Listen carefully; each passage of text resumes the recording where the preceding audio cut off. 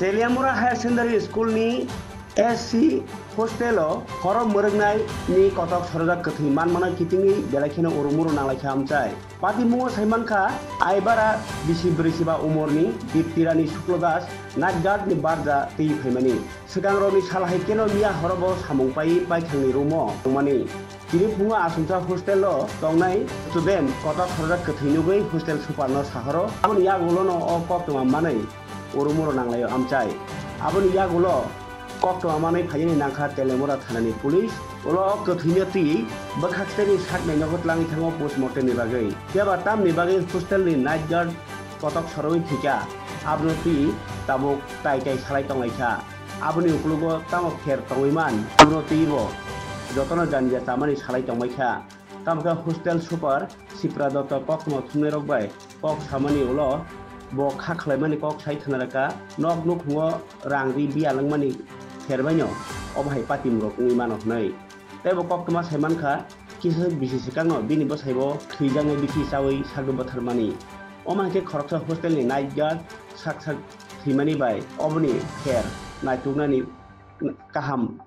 obni ukulgo tamo fer engkha abo naituknang thungnei sanlaika amchani borok দীপ্তিরানী শুক্ল দাস আর তাই আসলে আমার girls হোস্টেলের নাইট গার্ড আর কি রাত্রেবেলা আইতো কোনোদিন 6টা কোনোদিন 8টা মানে আইতো আর ভোরবেলা তাই বাড়ি যেত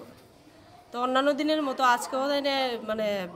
এই ভোরবেলা আমি উঠে দেখি প্রত্যেক দিনই গেটটা খোলা নি গেটটা খোলা থাকলে বুঝি যে তাই গেছে তাই রুমের দিকেও চাইছি দরজা খোলা বলতে মানে আজানো আর কি আর গেট খোলা মেন গেট খোলা আমি ভাবছি দীপ্তি দিকে গেছে গা কারণ আমার সকালবেলা মেয়ের স্কুলে দিতে লাগে তো যে কারণে আমি আর ডাকাডাকি করি না তারপরে এদিকে আইসি সেটা এই রুমে এদিকে আইসি দেখছি সব খোলা লাইট টাইটও অফ আছে বিআরসি হলের তারপর ঘরে গেছি গিয়ে আমি আমার কাজে ব্যস্ত আর হোস্টেলের স্টুডেন্ট তারা তো অনেক ঘুমের থেকে উঠছে না ভোরবেলার টাইম তখন প্রায় 6টা 6:30 বুধো বাজে তারপর আমার মেয়ের স্কুলে রেডি করে আমি গেছি গিয়ে মেয়ের স্কুলে দিয়ে আইলাম সেটাও দরজা বন্ধই দেখছি আমি কোনো কিছু দেখছি না তারপর আমি রান্না করতেছি আমার হোস্টেলেরই একজন ছাত্রী ওই নাইট গার্ড যে ঘরে ঘুমায় ওই ঘরে আমার হোস্টেলের গ্যাসের সিলিন্ডারগুলি থাকে তো সিলিন্ডার ওই একটা বাইর করার পারপাসে ওই দরজাটা মানে ধাক্কা দিছে আর কি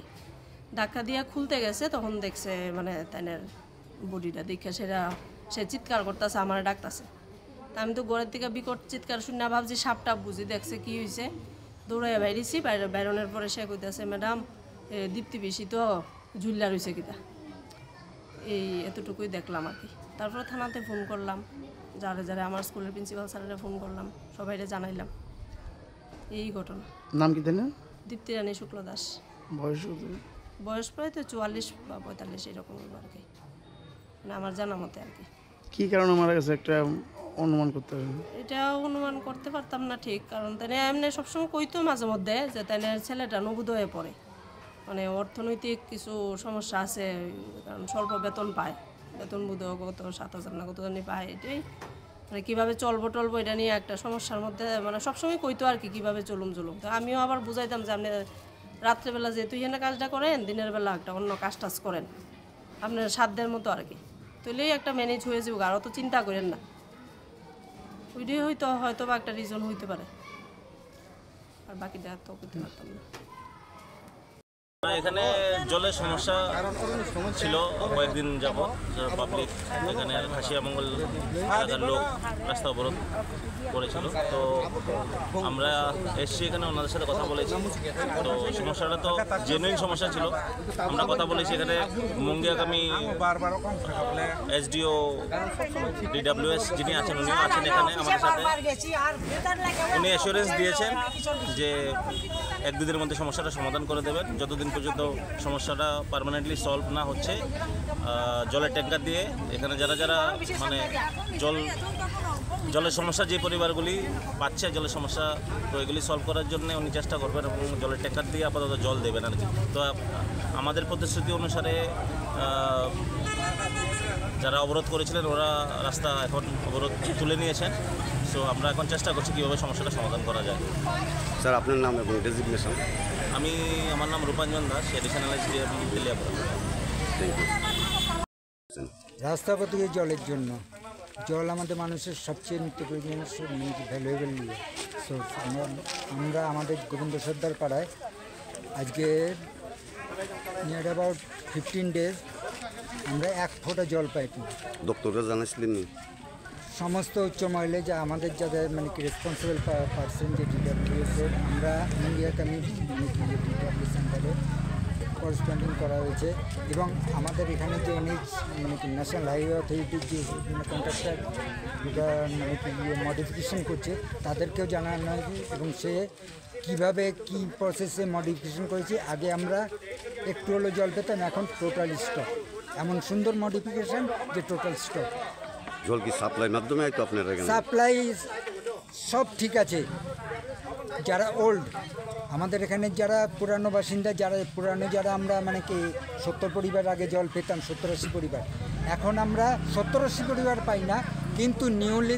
ও কানেক্টেড করে গেছে যে 4 পরিবার মানে 4টে পরিবারের না, পাবলিক মানে কি কানেকশান 4টে, খালি অনলি ওই 4টে কানেকশন দিয়ে জল আসে, আর কোনো জায়গা থেকে 1 ফোঁটা জল আসে। তো আপনারা জলের ব্যবস্থা করতে করেন কিভাবে? জল জল নাই খান? বলেই তো এই প্রতিবাদ। তো খান কি কইতে খান জল? কিনে তো এই ব্যাপারে এখানে যারা চেয়ারম্যান আছে তারা জানাইছেন নি? চেয়ারম্যান জানালে বলে তোমরা এটা ন্যাশনাল হাইওয়ে অথরিটির ব্যাপার, তোমরা এই ন্যাশনাল হাইওয়ে অথরিটি করো, এবং তারাই আমাদেরকে মানে কি দিয়েছে সলিউশনের পথ, যে পথ অবরোধ করে। এখন কি চান আপনারা? হ্যাঁ, এখন কি চান আপনারা? আমরা চাই তারা আসুক, তারা আমাদের প্রবলেম সলভ করুক। ইমিডিয়েট হয়তো সলভ করতে পারবে না, কিন্তু যাদের মানে জুরিডিকশানে এই মানে কি এটা প্রবলেমটা, তারা আসুক, তারা এসে আমাদের বলুক, যে তারা দেখুক আগে অন দ্য স্পট দিয়ে দেখে, তারা একটা টাইম আমাদেরকে বেঁধে দেখ যে আমরা এই দিনের মধ্যে আপনাদেরকে সবাইকে জলের ব্যবস্থা আইসিনি কেউ? না, এখনো পর্যন্ত কেউ আসে। আমরা আজকে এখন প্রায় 2.5 থেকে 3 ঘন্টা হলে এখানে বসে আছি, কিন্তু আমাদের ডিসেন্সার এসছেন, তেলিয়ামারের ডিডাব্লিউএসের জুনিয়র ইঞ্জিনিয়ার, সিনিয়র ইঞ্জিনিয়ার, তারা এসছে, ওয়ার্ক এসছেন, তারা এসছে, কিন্তু কি প্রতিশ্রুতি দিচ্ছে? হ্যাঁ, তারা কি প্রতিশ্রুতি? তারা প্রতিশ্রুতি দিতে আছে আমাদেরকে এক্ষণে ইমিডিয়েট কি আমাদেরকে গাড়ি দিয়ে জল দেবে। গাড়ি দিয়ে জল তো আর আমি ভিতরে তো আমাদের রাস্তা নেই, তাহলে পর আমি এই হেড লোডিং করে মানুষটি অনেকে আছে যেরকম আমি দেখাতে পারি, তার কোনো মানে ফ্যামিলি মেম্বারই নেই, বয়স্ক লোক।